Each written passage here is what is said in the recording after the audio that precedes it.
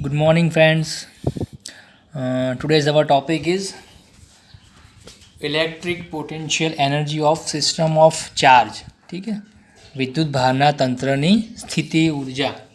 Okay, હવે તમને સ્થિતિ ઉર્જા શબ્દ મેં આગળ સમજાયેલો છે, બરાબર. 11th અંદર ભણ્યા હતા અને આ ચેપ્ટરમાં પણ આપણે એક વિડીયો બનાવેલો છે.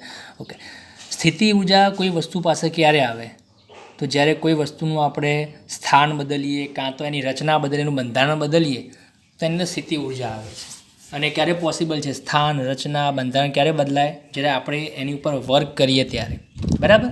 ઓકે, તો એનું એક્ઝામ્પલ આપ્યું હતું કે જ્યારે આપણે કોઈ વસ્તુને જમીન પરથી પકડીને h ઊંચાઈ પર લઈ જઈએ તો આપણે જે વર્ક કર્યું એ પદાર્થને સ્થિતિ ઉર્જાના ફોર્મમાં મળી ગયું, બરાબર.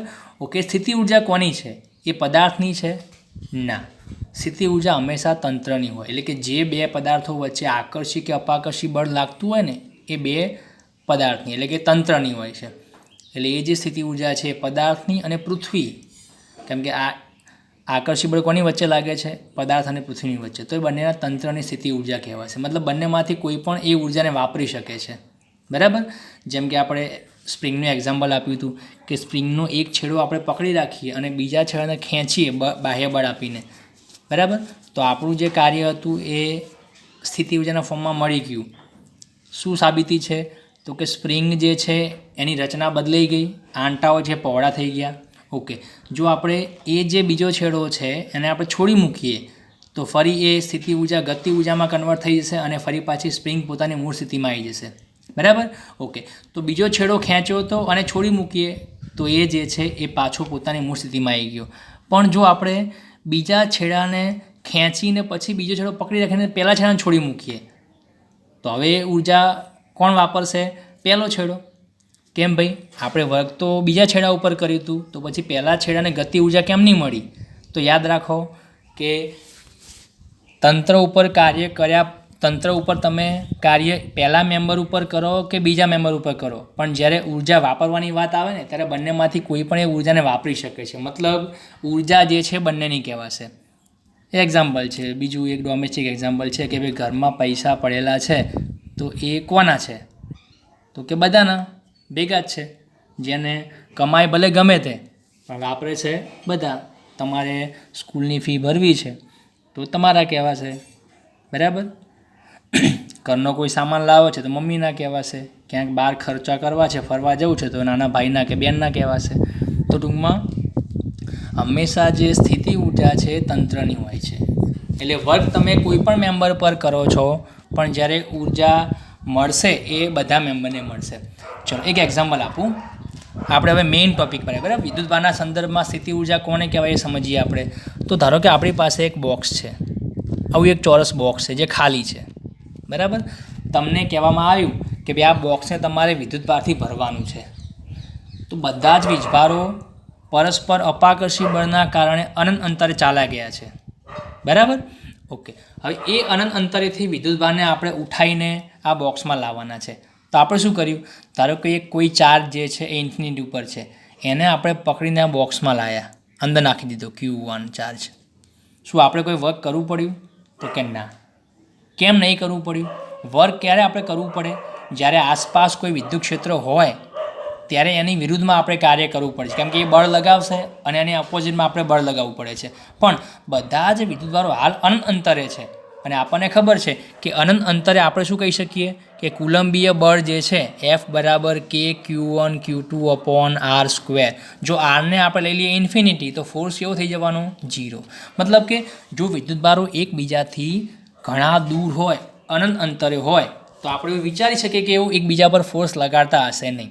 તો હવે એ અનંત અંતરથી જો હું એક વિદ્યુતભારને આ બોક્સમાં લઈ જાઉં તો મારે કેટલું કાર્ય કરવું પડ્યું? તો કે 0. કેમ? તો કે આસપાસ કોઈ બળ લાગતું નથી, બધા અનંત અંતરે છે. ક્લિયર? ઓકે. પણ હવે બીજો ચાર્જ છે અનંત અંતરે, એને હું પકડીને લાવું છું, બરાબર. તો તમને ખબર છે હવે કે હવે આપણે વર્ક કરવું પડશે. કેમ? તો કે આ જે બોક્સની અંદર જે ચાર્જ આવી ગયો ને એ શું કરશે? પોતાની આસપાસ વિદ્યુત ક્ષેત્ર ઉત્પન્ન કરશે આ રીતે, બરાબર. અને હવે એ જે Q2 ચાર્જ છે એને આપણે જો આમ લાવીએ, બોક્સની અંદર લેવાનો પ્રયત્ન કરીએ તો આ Q1 શું કહેશે? ભાઈ દૂર જા, આવે અહીંયા આવીશ નહીં. કેમ નહીં આવી? કેમ કે બે વચ્ચે કયું બળ લાગે છે? અપાકર્ષી. પણ આપણે ટાર્ગેટ આપે છે બોક્સ ભરવાનું છે, તો આપણે શું કર્યું કે ભાઈ બહારથી વર્ક કર્યું અને એને પકડીને બોક્સની અંદર પૂરી દીધો, બરાબર. તો હવે આની અંદર છે Q2. તો જુઓ, પહેલા ચાર્જને લાવતી વખતે આપણે કોઈ કાર્ય કર્યું નહીં, એટલા માટે એની સ્થિતિ ઉર્જા એની પાસે કોઈ મળી તો કે ના, એની સ્થિતિ ઉર્જા કેવી હતી? 0 હતી, કેમ કે કોઈ વર્ક થયું નથી. પણ હવે બીજો ચાર્જ જ્યારે અંદર ભર્યો ને ત્યારે આપણે વર્ક કરવું પડ્યું, તો એની સ્થિતિ ઉર્જા મળી ગઈ. ઓકે, હવે બે ચાર્જ આ બોક્સમાં છે. હવે ચેક કરો સ્થિતિ ઉર્જા કોની છે? Q1ની છે કે Q2ની છે? જે આપણે આપી હતી કોને? ફક્ત Q2 વખતે એને આપવી પડી હતી કાર્ય કરીને. પણ હવે જ્યારે બોક્સમાં બંને પૂરાઈ ગયા ને ત્યારે એ જે ઉર્જા છે સ્થિતિ હવે બંનેની કહેવાશે. શું સાબિતી? તો કે બોક્સને ખોલી દો તો શું થવાનું? Q1 આ બાજુ ભાગશે, Q2 આ બાજુ ભાગશે. ભાઈ Q2 ભાગે બરાબર છે, કેમ કે એની ઉપર આપણે વર્ક કર્યું હતું અને સ્થિતિ ઉર્જા મળી હતી તેને ગતિ ઉર્જામાં કન્વર્ટ કરી નાખી. પણ Q2 કેમ ભાગ્યો મફતમાં? એની ઉપર આપણે કોઈ કાર્ય કર્યું તો એની કેમની ગતિ ઉર્જા મળી? તો યાદ રાખો, Q2 ઉપર આપણે જે વર્ક કર્યું હતું, જે ઉર્જા આપી હતી ને એ હવે બંનેની આવી ગઈ સરખા ભાગે, બંનેની ઉર્જા. તો આ જ આપણો મારો સમજાવવાનો એક ટોપિક મેઇન છે કે કાર્ય તમે ગમે તે ઉપર કરો છો પણ જે ઉર્જા મળે છે કોની કહેવાય? તંત્રની કહેવાય. એટલે કે બંનેની સરખી ઉર્જા કહેવાશે. બંનેમાંથી ગમે તે ઉર્જાને વાપરી શકે છે. ક્લિયર? ઓકે, તો આ રીતે શું કહીશું આપણે કે વિદ્યુત ભારોને અનંત અંતરેથી કોઈ એક ચોક્કસ બિંદુએ લાવવા માટે જે કાર્ય કરવું પડે એને આપણે શું કહીશું? સ્થિતિ ઉર્જા કહીશું. કેમ કે આપણને ખબર છે કે કરવું પડતું જે કાર્ય હતું એ વિદ્યુત ભારોની સ્થિતિ ઉર્જાના સ્વરૂપમાં સંગ્રહાય છે. એની ગતિ ઉર્જા નહીં બને લાવતી વખતે. કેમ? તો તમને ખબર છે આપણને કઈ રીતે લાવ્યા હતા? તો અચળ વેગથી લાવ્યા હતા, આ રીતે સૂક્ષ્મ ટુકડાઓ કરીને ધીમે ધીમે લાવ્યા હતા. આ રીતે આ થિયરી આપણે આગળ ભણી ગયા છીએ, બરાબર. તો કે આપણે કરેલું જે કાર્ય છે એ વિદ્યુત ભારને સ્થિતિ ઉર્જાના ફોર્મમાં મળવું જોઈએ. ઓકે, તો આ એક આપણો મેઇન ટોપિક છે, બરાબર. ઓકે, વ્યાખ્યા હું લખી દઉં છું અહીંયા, બરાબર. અનંત અંતરેથી વિદ્યુત ભારને આપેલ બિંદુ સુધી લાવવા વિદ્યુત ક્ષેત્રની વિરુદ્ધ કરવું પડતું જે કાર્ય છે વિદ્યુત ભારની સ્થિતિ ઉર્જાના સ્વરૂપમાં સંગ્રહાય છે, બરાબર. ટૂંકમાં આપણે કરવાનું શું ખાલી કે જે અનંત અંતરે વિદ્યુત ભારો છે એમને આપણે પકડીને એક ચોક્કસ બિંદુએ લાવવાના છે. એક વિદ્યુત ભાર લાવો, 2 લાવો, 3 લાવો. ચલો 1 લાવો તો વર્ક નહીં કરવું પડે, પણ 2, 3, 4 આવા અલગ અલગ સંખ્યામાં તમે ચાર્જ અમુક ચોક્કસ બિંદુએ લાવશો તો શું થશે? તો કે જે પહેલાંથી આપણે લાયેલા છીએ એ ચાર્જનું જે વિદ્યુત ક્ષેત્ર છે એ નવા આવતા ચાર્જ ઉપર બળ લગાડશે અને એ બળની વિરુદ્ધમાં આપણે જો એને લઈ જવો છે તો આપણે વર્ક કરવું પડશે, બરાબર. તો આ રીતે ઘણા બધા ચાર્જને આપણે અહીંયા જોઈ શકીએ. તો વિદ્યુત ભારના તંત્રની, તો તંત્રમાં ઘણા બધા મેમ્બર હોઈ શકે. તો આપણે 2 વિદ્યુત ભાર માટે આને સાબિત કરી છે સૂત્રને, 3 માટે સાબિત કરી શકીએ, બરાબર. તો અહીંયા 3 વિદ્યુત ભારનું તંત્ર લઉં છું કે 3 વિદ્યુત ભારો જે છે એ અનંત અંતરથી આપણે જો એમને ચોક્કસ બિંદુએ લાવીએ તો આપણે કેટલું વર્ક કરવું પડશે, બરાબર. તો ટોટલ વર્ક કેટલું થાય? તો 3ને આપેલ બિંદુએ લાવવા માટે જે કરવું પડતું કાર્ય છે બધાનો સરવાળો કરી દો તો તમે ટોટલ સ્થિતિ ઉર્જા મળી જવાની એની. ઓકે, હવે થોડું આપણે સાદી ભાષામાં સમજીએ. માની લો આ એક પોઈન્ટ છે, આ એક સ્થાન છે, આ બીજું સ્થાન છે અને આ ત્રીજું સ્થાન છે, બરાબર. અલગ અલગ 3 પોઈન્ટ છે. ઓકે, હવે આ 3 બિંદુ પર આપણે Q1, Q2, Q3 ચાર્જ મૂક્યો હતો. Q1, Q2 અને Q3, બરાબર. 3 પોઝિટિવ ચાર્જ છે, 3 ધન વિદ્યુતભાર છે. ઓકે, હવે મેં એમને કહ્યું કે ભાઈ ચલો તમને મરજી ફાવે એમ કરો, તમે છૂટા છો, તમને કોઈએ પકડી રાખે, તમને કોઈએ બાંધેલા નથી. તો આ 3 શું કરવાના? પરસ્પર અપાકર્ષી બળ લાગશે તો આ બાજુ ભાગશે, પેલો આ બાજુ ભાગશે, આ બાજુ ભાગશે, એમ કરી અને શું થશે? જ્યાં સુધી એકબીજા ઉપર લાગતું બળ શૂન્ય નહીં થાય ત્યાં સુધી એ ગતિ કરે જ રાખવાના છે. જ્યાં સુધી બળ લાગશે ત્યાં સુધી દૂર ભાગતા જવાના છે. તો આપણે હાલ કીધું કે એકબીજા ઉપર લાગતું બળ ક્યારે શૂન્ય થશે? તો બધા ક્યાં પહોંચી જવાના? ઇન્ફિનિટી ઉપર. તો આ ત્રીજો ચાર્જ છે પહોંચી ગયો અનંત અંતરે. હવે એની ઉપર આ 2 બળ લગાડતા નથી, બરાબર. આ Q2 પણ ક્યાં પહોંચી ગયો? ઇન્ફિનિટી. Q1 પણ ક્યાં પહોંચી ગયો? ઇન્ફિનિટી. બધા પોતાને મન ફાવે એમ અલગ અલગ અંતરે પહોંચી ગયા, અનંત અંતરે, બરાબર. ઓકે, હવે 3 જે છે ને એ એકબીજાના વિદ્યુત ક્ષેત્રમાંથી મુક્ત થઈ ગયા. હવે એનું કોઈ બળ લાગતું નથી. આવું આપણે ક્યાં ભણ્યા હતા? ગુરુત્વાકર્ષણ ચેપ્ટરમાં, કે કોઈ પદાર્થને આપણે જો નિષ્ક્રમણ ઝડપથી ફેંકી દઈએ તો શું થશે? એ પૃથ્વીના ગુરુત્વાકર્ષી ક્ષેત્રમાંથી મુક્ત થઈ જવાનો અનંત અંતરે પહોંચીને હવે પૃથ્વી એની ઉપર અસર કરી શકશે નહીં. એમ અહીંયા પણ આ 3 ચાર્જ જે છે અનંત અંતરે પહોંચી ગયા છે, તો 3 જે છે એ એકબીજા પર બળ લગાડતા બંધ થઈ ગયા. બરાબર? ઓકે. હવે આપણો ટાર્ગેટ શું છે કે એ તો ભલે જતા રહ્યા, હવે તમને કામ સોંપ્યું કે ચલો ફરી પાછા 3ને લાવો એની જગ્યાએ પાછા ભેગા કરીને. તો હવે તમને આઈડિયા આવશે કે કરવું શું પડશે. તો કે હવે બાજુમાં હું ફરીથી આના આ જ પોઈન્ટ અહીંયા ડ્રો કરું છું, 1 2 3. હવે એ 3 ચાર્જને ફરી પાછા 1 2 3 પાસે લાવવાના છે, પણ ક્યાંથી? અનંત અંતરેથી. ક્લિયર? ઓકે. તો મેં શું કર્યું, જે ચાર્જ અનંત અંતરે હતો એને પકડીને હું 1 પોઈન્ટ પાસે લાવી દીધો મેં. શું મારે કોઈ વર્ક કરવું પડ્યું? Answer is no. કેમ ના કરવું પડ્યું? તો કે આસપાસ કોઈ ચાર્જ છે જ નહીં બીજો કે જે આની ઉપર બળ લગાડે. મેં હાલ કીધું ને, બોક્સમાં જ્યારે Q1 આપણે લાવીએ છીએ ત્યારે આસપાસ કોઈ બળ લાગતું જ નથી, તો પછી વર્ક કેવું હોય? 0. તો Q1ને અનંત અંતરેથી 1 પાસે લાવવા માટે કોઈ કાર્ય કરવું પડ્યું નહીં, એ મફતમાં આવી ગયો. ક્લિયર? ઓકે. હવે હું દર્શાવી દઉં અંતરો કે 1 અને 2 વચ્ચેનું અંતર ધારો કે છે R12, 1 અને 3 વચ્ચેનું અંતર છે R13 અને 2 અને 3 વચ્ચેનું અંતર છે R23. ક્લિયર? આવા અલગ અલગ અંતરો છે. ઓકે. હવે ચેક કરો કે Q1 જ્યારે 1 બિંદુ પાસે આવી ગયો, હવે એ શું કરશે? પોતાની આસપાસ વિદ્યુત ક્ષેત્ર ઉત્પન્ન કરી નાખવાનો છે. બરાબર? તો ચલો, Q1એ 2 બિંદુ પાસે કેટલું વિદ્યુત સ્થિતિમાન ઉત્પન્ન કર્યું કહેવાય? તો કેટલા અંતરે છે? R12 અંતરે છે. બરાબર? ઓકે. તો આપણે શું કહીશું કે જે V1 છે, Q1ના કારણે જે V1 ઉત્પન્ન થયું એ કેટલું થાય? કે Q1/R12 થશે. આવું 1થી મતલબ Q1 ચાર્જ જે 1 ઉપર છે એના કારણે 2 બિંદુ પાસે કેટલા અંતરે? R12 પાસે. તો શું આવશે? કે Q1/R12 કોણે ઉત્પન્ન કર્યું? V1એ. ક્લિયર? ઓકે. મતલબ કે 2 બિંદુ પાસે Q1ના કારણે આટલું વિદ્યુત સ્થિતિમાન છે. હવે અનંત અંતરે જે આપણો Q2 હતો એને આપણે અહીંયા લાવવો છે. શું મફતમાં આવશે? નહીં આવે, કેમ કે આ Q1 શું કરશે? એને ઓપોઝ કરશે. તો કેટલું કાર્ય આપણે કરવું પડશે? તો નિયમ શું કહે છે કે કરવું પડતું કાર્ય V = W/Q. હવે આ કાર્ય ક્યાંથી ક્યાં સુધીનું છે? તો તમે જોઈ શકો કે અનંત અંતરથી 2 સુધીનું છે, 2 પોઈન્ટ સુધીનું. ચાલ આપણે નથી પડતા આની અંદર, આપણે જસ્ટ એટલું યાદ રાખીએ કે V = W/Q. ચલો, વર્ક કેટલું થાય? તો કે W = Q × V. શું મતલબ આનો? કે જે તે વિદ્યુતભાર, મતલબ જે વિદ્યુતભાર આપણે લાવીએ છીએ એ અને એ બિંદુ પાસેનું વિદ્યુત સ્થિતિમાન એ થશે કાર્ય. બરાબર? તો ચેક કરો ફરીથી. W1 કેટલો હતો આપણો? 0 હતો. કોઈ કાર્ય 1ને લાવવા માટે નહોતું કરવું પડ્યું. બરાબર? હવે Q1 ચાર્જ આવી ગયો 1 પાસે, તો એ આ 2 બિંદુ પાસે આટલું સ્થિતિમાન ઉત્પન્ન કરશે. હવે 2ને અહીંયા લાવવો છે Q2ને, તો શું બનશે? તો સૂત્ર શું હતું આપણું? V = W/Q. Clear? Okay.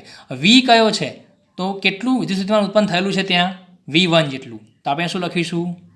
V1. Clear? અને ચાર્જ કયો છે આપણો? Q2. તો આવશે Q2. તો W શું બનશે આપણો?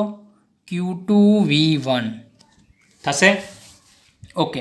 હવે ચેક કરો કે આ જે કાર્ય છે એ 2ને લાવવા માટે કરવું પડ્યું આપણે, તો એને શું કહીએ આપણે? W2 કહી દઈએ. તો W2 જે છે એ હવે 0 નથી, પણ કેટલો છે? તો V1 અને Q2. તો V1ને ઉપરથી કોપી કરી દો કે Q1/R12 અને પછી આ છે Q2, એને આમ લખી દઈએ આ રીતે. તો કેટલું કાર્ય કરવું પડ્યું? કે Q1 Q2/R12 થયું. ઓકે. હવે Q2 જે છે એ 2 બિંદુ પાસે આવી ગયો. બરાબર? આપણે Q2ને લાવી અને ઝંડો અહીંયા ગાળી દીધો. ઓકે. હવે Q3ની વાત છે. Q3 ક્યાં છે આપણો? હાલ ઇન્ફિનિટી ઉપર છે. હવે એને મારે પકડીને 3 પાસે લઈ જવો છે. ક્લિયર? ચલો, મફતમાં આવશે? તો કે ના. કેમ નહીં આવે? તો તમે જાણો છો. હવે Q3ને આપણે અનંત અંતરેથી 3 બિંદુ પાસે લાવવાનો છે. તો આપણે શું કહીશું? કેટલું કાર્ય કરવું પડ્યું? તો સૂત્ર એનું એ જ આપણે એપ્લાય કરીશું કે V = W/Q. ક્યુ તરીકે શું છે આપણો Q3 ચાર્જ છે. ઓકે, વર્ક આપણે કેટલું લઈશું W3 વર્ક કહેવાશે કેમ કે ત્રીજાને લાવવાનો છે. V શું છે 3 બિંદુ પાસે વિદ્યુત સ્થિતિમાન જે છે ટોટલી. હવે 3 બિંદુ પાસે કોણ ઉત્પન્ન કરે છે તો જ્યારે આપણે બેને લાવ્યા હતા એ વખતે ફક્ત એક જ હતો. હવે જ્યારે 1 અને 2 બંને હાજર છે ત્યારે 3 પાસે કેટલું હશે તો જુઓ Q1ના કારણે અંતર આપણે 1 3 જાણીએ છીએ, Q2ના કારણે અંતર છે 2 3. તો આપણે શું કહીશું આ જે V છે ટોટલ કોના બરાબર છે V1 પ્લસ V2 બરાબર. કેમ કે આપણને ખબર છે કે વિદ્યુત સ્થિતિમાન જે છે અદિશ રાશિ છે અને તંત્રના કારણે બધાનો સરવાળો થવાનો અલગ અલગ ઇન્ડિપેન્ડન્ટ બરાબર એટલું થવાનું is equal to W3 upon Q3. તો Q3 આ બાદ લાવી દો તો શું બનશે Q3 V1 plus V2 is equal to W3 બરાબર. ઓકે, તો આ થઈ ગયું આપણું 3 વિદ્યુત ભારને હતા ત્યાં જ અનંત અંતરેથી લાવવા માટેનું કાર્ય. હવે ચેક કરો કે તમારે ટોટલ કેટલું વર્ક કરવું પડ્યું.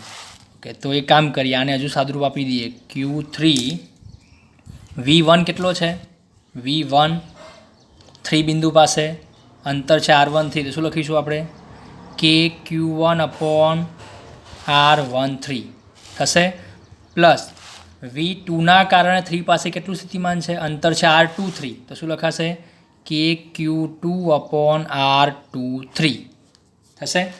ચલો આને આપણે મલ્ટીપ્લાય કરો Q3 શું બનશે કે Q1 Q3 upon R13 plus Q2 Q3 upon R23 થઈ ગયું W3. ઓકે, હવે ટોટલ વર્ક ડન કેટલું થયું આ આપણે જે કાર્ય કર્યું 3 વિદ્યુતભારને એના જગ્યાએ પાછા લાવી દીધા એ વખતે આપણે કેટલું કાર્ય કરવું પડ્યું તો total work W is equal to W1 plus W2 plus W3. અને આ થયેલું જે કાર્ય છે ટોટલ એ જ શું કહેવાશે આખા તંત્રની સ્થિતિ ઉર્જા. મેં હમણાં કહ્યું હતું કે કાર્ય તમે ગમે તે ઉપર કરો પણ છેવટે સ્થિતિ ઉર્જા કોની કહેવાશે આખા તંત્રની બરાબર. તો આને આપણે શું કહીશું U પણ કહીએ સ્થિતિ ઉર્જા. ઓકે, ચલો W1 કેટલો હતો 0, કોઈ વર્ક નહોતું કરવું પડ્યું પહેલી વાર લાવવા માટે એકને બરાબર. પ્લસ W2 કેટલો છે કે Q1 Q2 upon R12 plus W3 કેટલો છે તો આ છે કે Q1 Q3 upon R13 plus કે Q2 Q3 અપોન R23 બરાબર. 0 ને આપણે કાઢી નાખીએ તો આટલું વર્ક થાય ટોટલ અને આ જ કહેવાય એની સ્થિતિ ઉર્જા U. હવે તમે ચેક કરો કે 3 વિદ્યુત ભારના તંત્રની સ્થિતિ ઉર્જા કેટલી થઈ. હમણાં જ મેં કહ્યું કે સ્થિતિ ઉર્જા હંમેશા તંત્રની હોય મતલબ 2 મેમ્બરની હોય. જે 2 મેમ્બર વચ્ચે આકર્ષી અપાકર્ષી બળ લાગે છે એની હોય. તો અહીંયા 3 વિદ્યુતભારને આપણે લાવીએ છીએ તો કોની વચ્ચે બળો લાગે છે તો કે 1 2 વચ્ચે બળ લાગશે, 1 3 વચ્ચે લાગશે અને 2 3 વચ્ચે લાગશે બરાબર. ઓકે, જો અહીંયા Q1 Q2 લઈએ છીએ તો 2 વચ્ચે અંતર R12 કહેવાશે.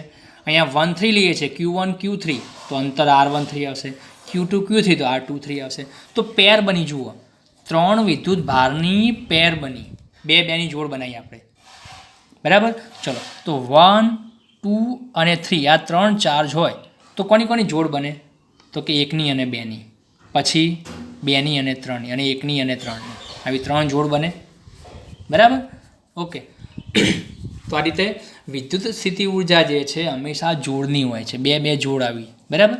ચલો હવે તમે એવું કહી શકો કે જો 2 જ વિદ્યુતભારો હોત તો શું આવ્યું હોત 1 2 હોય તો ખાલી તો 1 એક જ આવ્યું હોત આની અંદર ક્લિયર. ચલો 4 વીજભાર હોત તો ચોથાને અહીંયા લાયા હોત તો ચોથા વખત શું થતું હોત 1નું 2નું 3નું 3 3ની અહીંયા એડ થતું હોત સ્થિતિમાન તો શું થતું હોત તો 4 જો વિદ્યુતભારો હોય તો કેટલી જોડ બને વિચારો. તો એના માટે હું તમને એક ઇક્વેશન આપી દઉં છું. જોડ ઇઝ ઇક્વલ ટુ n(n-1/2) જ્યાં n શું છે વિદ્યુતભારની સંખ્યા છે. ચેક કરો હાલ આપણે 3 વિદ્યુતભારો લાવ્યા હતા તો અહીંયા 3 મૂકી દો એની જગ્યાએ તો 3 ગુણ્યા 2 n-1 છે 3 ગુણ્યા 2 ભાગ્યા 2 3 દુ 6 ભાગ્યા 2 કેટલી આવશે 3 આવશે. તો 3 જોડ મળી ગઈ. 4 વિદ્યુતભારો હોત તો અહીંયા 4 ગુણ્યા 3, 4 તરી 12 ભાગ્યા 2 કેટલા આવશે? 6 આવશે. ચેક કરો કઈ રીતે આવી જોડ બને. તો એના માટે અહીંયા બનાવીએ આપણે કે 4 વિદ્યુતભાર હોય તો જોડ કઈ રીતે બને? તો 1 2 3 અને 4 આવા 4 4 છે આપણી પાસે. ક્લિયર? ચલો 2 2ની પેર બનાવો તો 1 Q1 અને કયો બનશે? Q2. Q1 સાથે કોણ આવે? Q2. પછી બીજો Q1 સાથે Q3. પછી ત્રીજો Q1 સાથે Q4. બરાબર?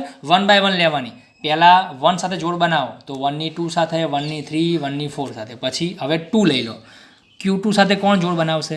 તો 1 બનાવો. 1 તો આવી ગયું ને, પણ જુઓ અહીંયા Q1 2 તો 2ની જોડ આવી ગઈ. પછી Q2 Q2 જોડ નહીં બનાવે. પછી Q2 Q3 સાથે બનાવો તો જો Q2 Q3. બરાબર? પછી Q2ની કોની સાથે? Q4 સાથે. એની એ જોડ બીજી વાર નહીં લેવાની. બરાબર? હવે 3ની બનાવો. ચલો Q3 સાથે કઈ જોડ બનશે? તો Q3 સાથે 1 બનાવો તો Q3 Q1 તો એ તો આવી ગઈ, પહેલાં ફરીથી નહીં લખવાની. પછી Q3ની Q2 સાથે બનાવો તો એ પણ આવી ગઈ, એ પણ નહીં લખવાની. Q3ની Q3 સાથે બનશે નહીં એની એ જોડ તો. બરાબર? પછી Q3ની 4 સાથે બનાવો તો Q3 Q4. ક્લિયર? ઓકે. હવે 4ની બનાવો તો Q4 કોની સાથે બનાવશે? 1 સાથે બનાવો લાઇનમાં તો Q4 સાથે Q1 તો એ તો આવી ગયું ફરથી.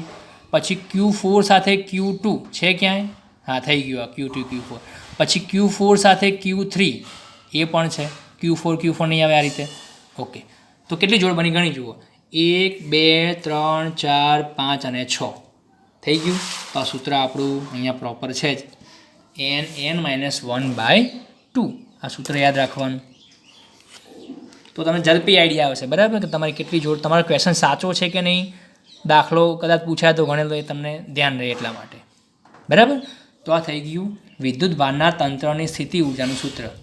તો જો આને આપણે સામાન્ય સૂત્રમાં લખવા માગતા હોઈએ તો સ્થિતિ ઉર્જા U is equal to KQ1 Q2 upon R. આ આપણું થઈ ગયું જનરલ ઇક્વેશન, જ્યાં Q1 Q2 બે અલગ અલગ વિદ્યુતભારો છે અને R શું છે? બે વચ્ચેનું અંતર છે. બરાબર?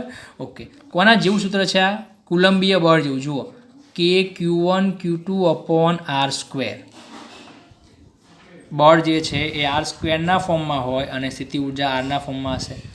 આવું તમે ભણી ગયા હતા ગુરુત્વાકર્ષણમાં. શું હતું? F બરાબર Gm1 m2 અપોન R² હતું. અને પછી સ્થિતિ ઉર્જા કેવી હતી? U બરાબર -Gm1 m2 અપોન R. તો અહીંયા પણ બળ ત્યાં પણ R² હતું અને ઉર્જા R હતી એની અંદર. માઇનસ કેમ હતું? તો કે ગુરુત્વાકર્ષી બળ એક આકર્ષી બળ છે અને આકર્ષી બળની સ્થિતિ ઉર્જા હંમેશા ઋણ હોય છે. જ્યારે આની અંદર અપાકર્ષી આકર્ષી બંને બળ લાગે છે. તો હાલ આ અપાકર્ષી બળ હતા બંને બધાના, તો પ્લસ આવે છે. ક્લિયર? ઓકે. તો એ ચલો એ બીજી વસ્તુ છે. ખાલી સૂત્ર યાદ રાખો કે Q1 Q2 અપોન R. તો યાદ રાખો તમને અલગ અલગ ઘણા બધા વિદ્યુતભારો ગોઠવાયેલા હોય ક્યાંક અને પૂછે કે આના તંત્રની સ્થિતિ ઉર્જા કેટલી થાય, તો આપણે ત્યાં શું વિચારીશું કે એ જે વિદ્યુતભારો છે એ પહેલાં ત્યાં હતા નહીં, પણ એમને આપણે શું કરેલું છે? અનંત અંતરેથી લઈને કાર્ય કરીને આપણે ત્યાં ગોઠવેલા છે. અને એ જે કાર્ય છે આપણું એ આટલું થવાનું છે જોડ પ્રમાણે. બરાબર? તમારે શું કરવાનું કે જેટલા પણ વિદ્યુતભારો છે એ દરેકની 2 2ની જોડ બનાવો અને એના અંતરો જોઈ લો. બરાબર? તો જુઓ જોડ આપણને ખબર હોય અને એના અંતરો હોય તો આપણે બધાનો સરવાળો કરીશું તો આપણને મળી જશે. જો કદાચ કોઈ ચાર્જ આમાંથી માઇનસ હોત ને, નેગેટિવ ચાર્જ, તો તમને ખબર છે કે ઋણ વિદ્યુતભારનું વિદ્યુત સ્થિતિમાન પણ કેવું હોય? ઋણ હોય. બરાબર? ઓકે. તો અહીંયા ધારો કે Q2 માઇનસ લઈ લઈએ આપણે, તો Q2 જે છે એ 3 પાસે કેવું ઉત્પન્ન કરશે? વિદ્યુત સ્થિતિમાન માઇનસ કરશે. તો ત્યાં આપણો માઇનસ આવશે અહીંયા, તો Q2 વાળું માઇનસ આવે તો અહીંયા માઇનસ આવશે. તો બસ પ્લસ હોય તો પ્લસ, માઇનસ હોય તો માઇનસ. બરાબર? તો આ જ આપણે કરવાનું છે. ક્લિયર? તો આ થઈ ગઈ સ્થિતિ ઉર્જા તંત્રની. તો આપણે હવે નેક્સ્ટ લેક્ચરમાં આટલા ટોપિક જે ચાલ્યા છે એના એક્ઝામ્પલ પહેલાં જોઈ લઈએ. બરાબર? ફર્સ્ટ પહેલાં બુકના એક્ઝામ્પલનો વિડીયો બનાવીશ અને પછી મને યોગ્ય લાગશે કોઈ સારા એક્ઝામ્પલ બીજા હશે બહારના. બરાબર? તો એનો પણ આપણે વિડીયો બનાવીશું જેથી જો કોઈ એક્સ્ટ્રા એક્ઝામ્પલ જાતે ગણવાનો પ્રયત્ન કરતું હોય તો એને થોડો આઈડિયા આવે, બરાબર, કે એને કઈ રીતે સોલ્વ કરવાનો છે. Okay, thank you.